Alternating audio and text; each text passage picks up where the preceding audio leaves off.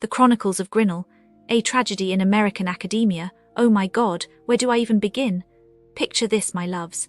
It is the bleakest September morning, the kind where the Iowa sky looks like it has been colored in with a sad grey crayon by a disinterested toddler. And there I am, stepping onto the sacred grounds of Grinnell College, Grinnell armed with nothing but my designer backpack, and the naive belief that I was about to embark on some sort of intellectual paradise. Oh, how fate laughs at the foolish. First, let us talk about the social dynamics. You know how monarch butterflies have migration patterns. Well, Grinnell College, Grinnell has cliques, except this migration is not beautiful. It is devastating.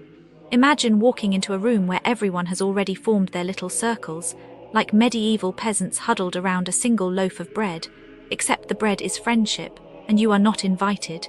I stood there in my perfectly curated outfit, waiting for some Onanianito to acknowledge my existence.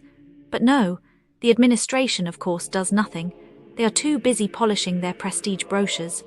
Meanwhile, I am left to rot in this human purgatory, where the loneliness is so thick you could spread it on toast. And what is a college without its dining hall? A prison, my dear listeners. The food at Grinnell College, Grinnell, is a crime against gastronomy. The mashed potatoes, glue, the vegetables, boiled into submission until they forget they were ever alive. The only thing worse than the food is the price. $10 for a slice of pizza so devoid of flavor it could double as cardboard in a survival scenario.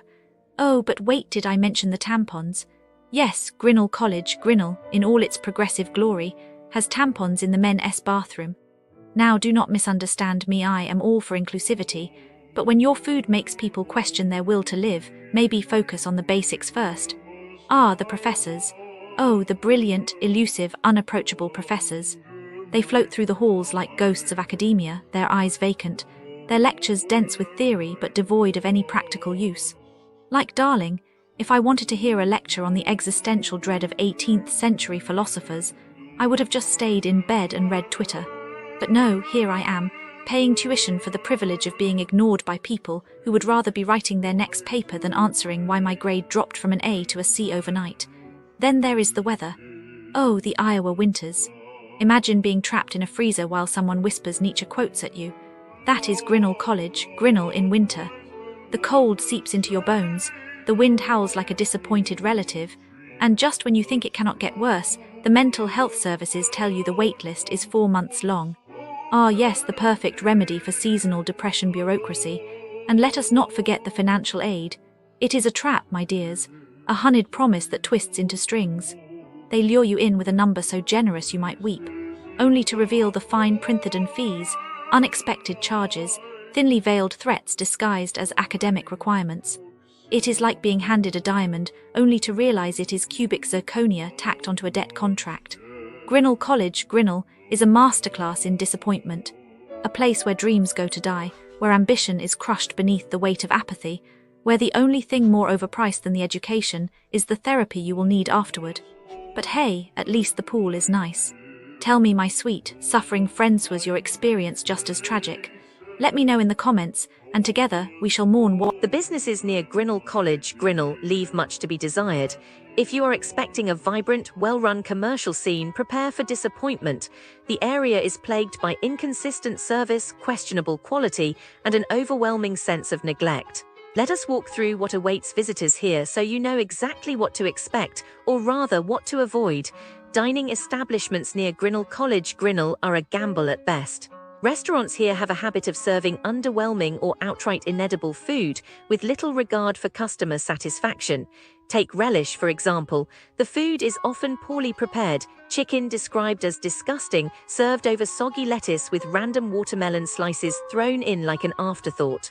The management does not help matters, responding to complaints with defensiveness rather than solutions.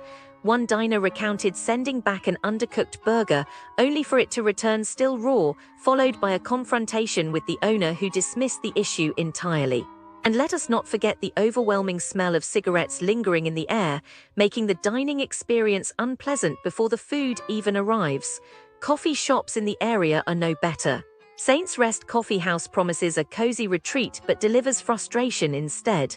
The staff can be outright hostile, with one barista snapping at a customer for daring to request a stronger chai, only to reveal they do not even use real tea, just syrup from a pump. The coffee itself is inconsistent, sometimes weak, sometimes overly sweet but rarely satisfying. One patron described it as smelling terrible and tasting like nothing at all. And if you are hoping for a peaceful study session, think again. Rude service and fluctuating drink prices make this place more trouble than it is worth. For those seeking nightlife, Down Under Bar Grill is a lesson in disappointment. The service here is notoriously slow, with reports of waiting 20 minutes just to get a drink and over an hour for simple appetizers.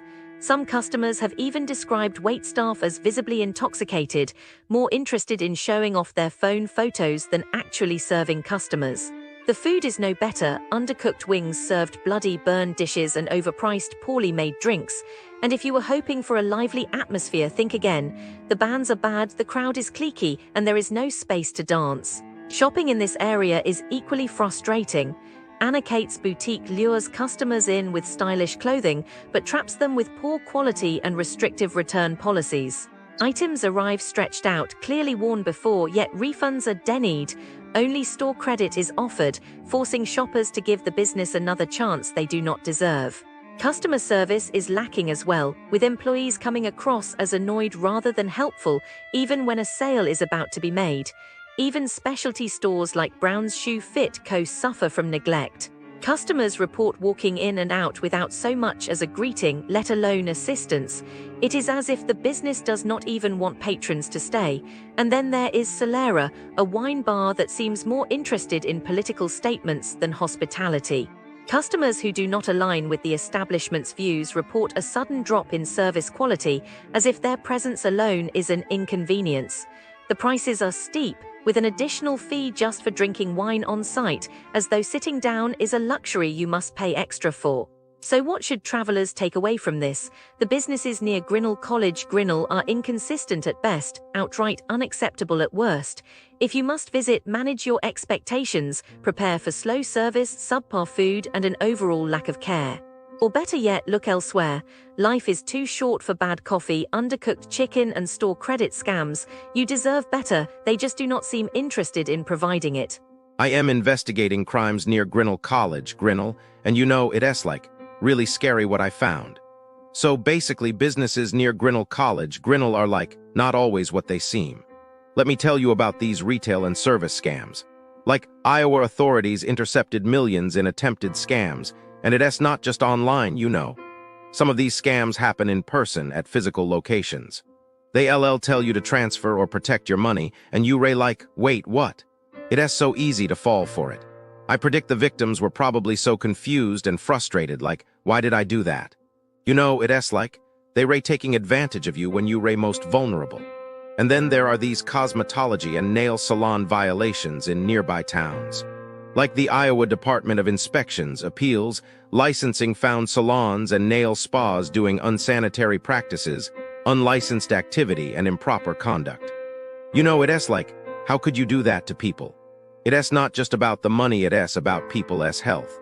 I predict the victims were probably feeling sick or unhappy with the service, and they didn't even know what was going on behind the scenes. Pharmacies near Grinnell College, Grinnell, are like, not always trustworthy either. There were enforcement actions taken against pharmacies in nearby towns for issues like improper dispensing and record-keeping violations. I mean, you're supposed to trust these people with your health, and they're risking your life for their own gain. It's like, how could you be so reckless? I predict the victims were probably in a state of panic, like, what do I do now? They relying on these pharmacies for urgent medication, and it's like, the pharmacies are failing them. And then there are these recent scam alerts affecting storefront customers. Like, scammers are impersonating Iowa Dot and other agencies, trying to get people to visit fake websites or make payments. It's like, they preying on people's fears, you know. I predict the victims were probably feeling scared and anxious, like, what's going to happen next? They trying to convince you that there's a problem, and you need to fix it, but really, it's just a scam. It's a scam. It's a scam. It's a scam. It's a scam. It's a scam. It's a scam. It's a scam. It's a scam. It's a scam. It's a scam. It's a scam.